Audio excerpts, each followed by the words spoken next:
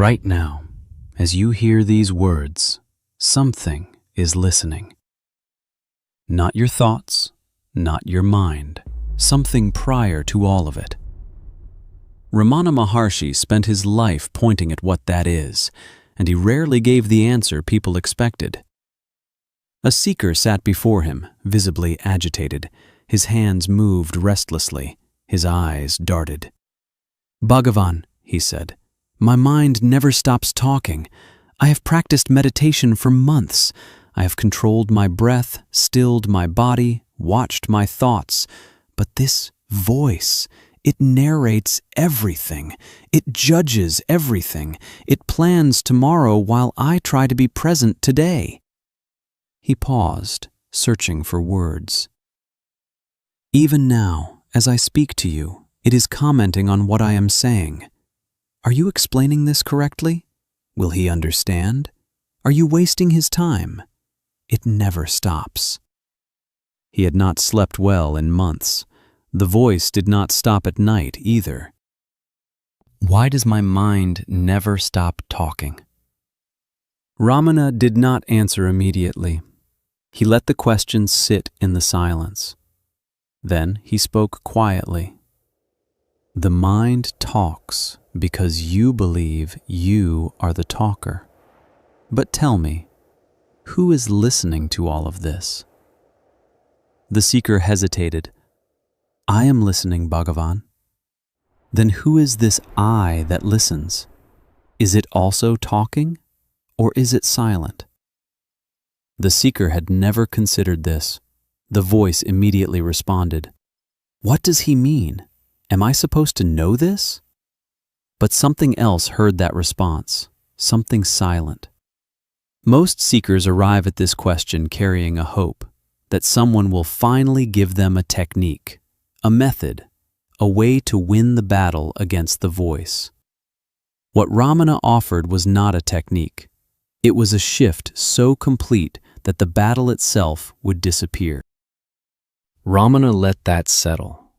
Then he continued, not to the problem, but to its root. This voice you hear, it never stops because it believes it is you. Watch how it operates. It narrates your life as if you are not already living it. It judges everything you do, and then it praises you just enough to keep itself running.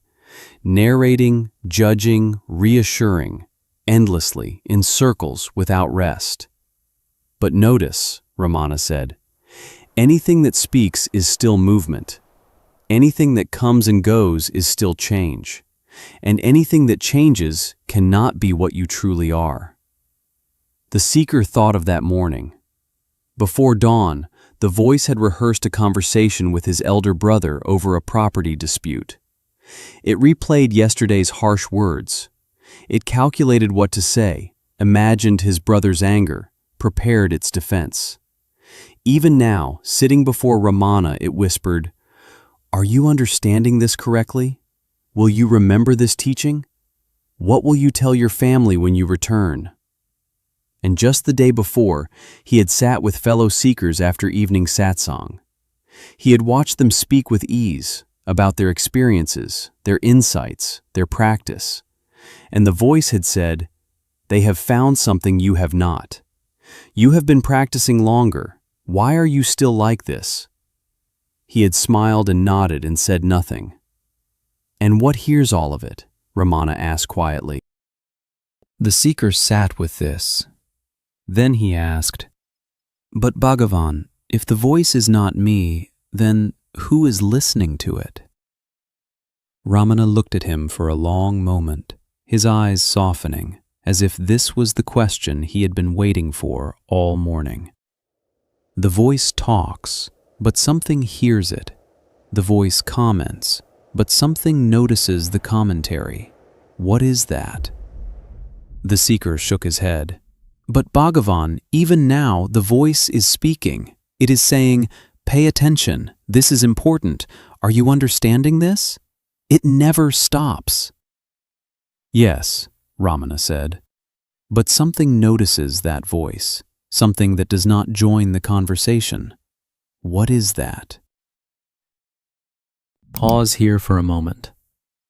Right now, as you hear this, something is aware of these words.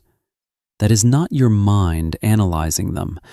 That awareness is prior to the analysis. It is what Ramana is pointing at. Just notice it briefly before we continue. The seeker closed his eyes. He listened. The voice was there. What is he pointing to? Am I supposed to feel something? But something heard that voice, something silent, something that did not speak back. Now, Ramana said, trace this voice back. Where does it come from? Who is the I that is speaking? The seeker tried. He followed the voice inward, searching for its origin, and as he searched, something happened. The voice became quiet, not because he silenced it, but because he looked for its source. Bhagavan, he whispered. When I look for who is speaking, the voice stops. Ramana nodded. Yes. And in that stopping, what remains? The seeker sat with the question. The silence was not empty. It was full, aware, present. Not a thing he could point to, not a voice, not a feeling. It was simply there, watching, knowing, being. The witness, Ramana said, is not a thing. It is not a voice. It is not a feeling. It is the space in which all of these appear. The seeker thought back. He remembered being 7 years old, sitting by the river near his village. The river had smelled of mud and rain. He had been trailing his fingers in the current. There had been nothing to solve, nothing to rehearse, just the water and the knowing. That awareness felt exactly the same now, 30 years later. His body had changed, his fears, his beliefs, his face, but that had not moved. Notice this, Ramana said. That awareness watching the river as a child was not something you chose or created. It was simply there, before the voice had learned its fears, before it had collected its stories. That same uncreated awareness watches now. He paused. This voice is personal.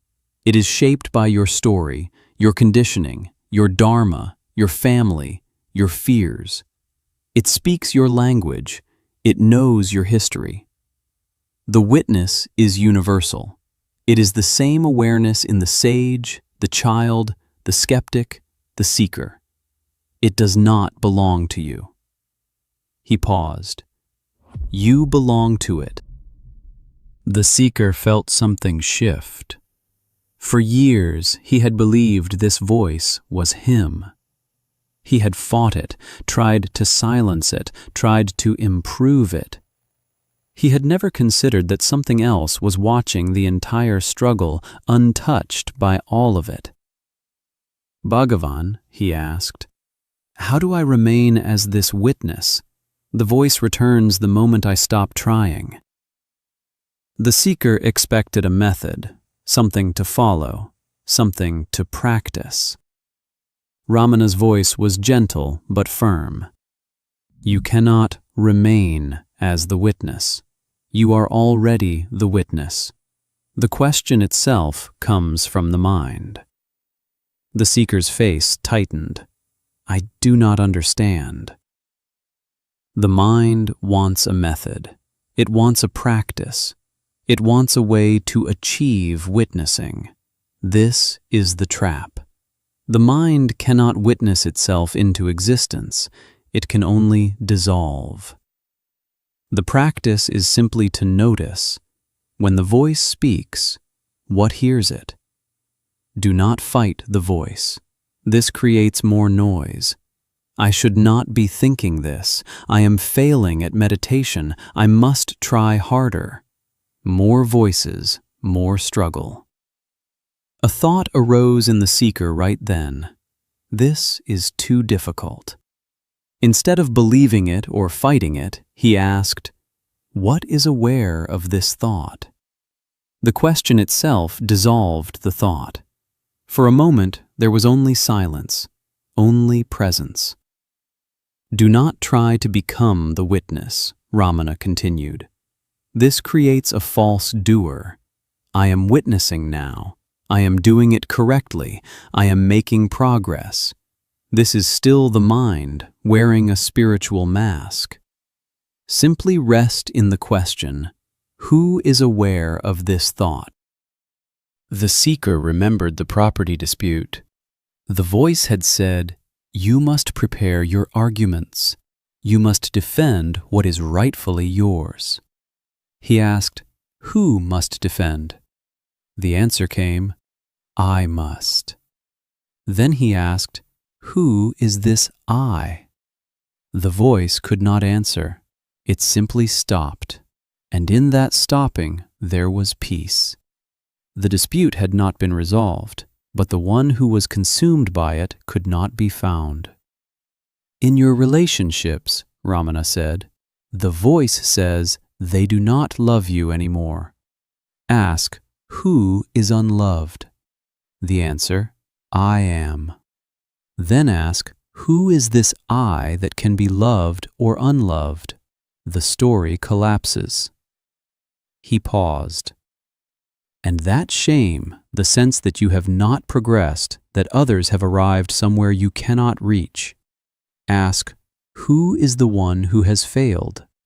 The answer, I am. Then ask, who is this I that can succeed or fail at practice? Its owner cannot be found. The shame does not need to be argued away, it simply has no ground to stand on. The witness is not cultivated, Ramana said. It is uncovered. Every time you notice the voice, you are already the witness. You just have not recognized it yet. The seeker sat with this. It was so simple it felt impossible. He had spent years trying to improve his mind, control his thoughts, become a better meditator. And now Ramana was saying, just notice what is already aware. Every example leads to the same place. The voice has an owner that cannot be found.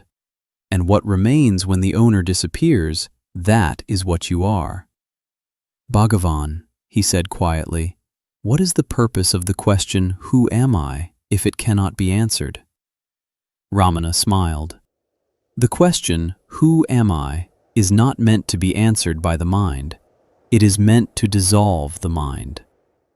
The seeker closed his eyes. The voice had nothing left to say. The seeker walked back to his village that evening. His brother's dispute remained unsettled. His wife would be at the door. The voice would return by morning. It always did. But something had changed, not in the voice, in the one who heard it. He paused on the path home just for a moment and noticed. Something was aware of the darkening sky, the dust under his feet, the sound of the village ahead. The voice was already beginning again, preparing, planning, narrating. He did not argue with it. He did not try to stop it. He simply noticed what was noticing. He no longer needed the noise to stop. He had found what was never speaking. You came to this video with the same question he had. The voice is probably still running right now. But something heard this, something that did not need to be taught or improved or reminded. It was already here. It was always here. Tonight, when the voice starts, don't argue with it. Don't try to silence it. Just ask one question. Who is hearing this? Hold that. See what happens. If this teaching has stayed with you, there is more on this channel pointing to the same place, from a different angle, another door to the same silence. I will see you there.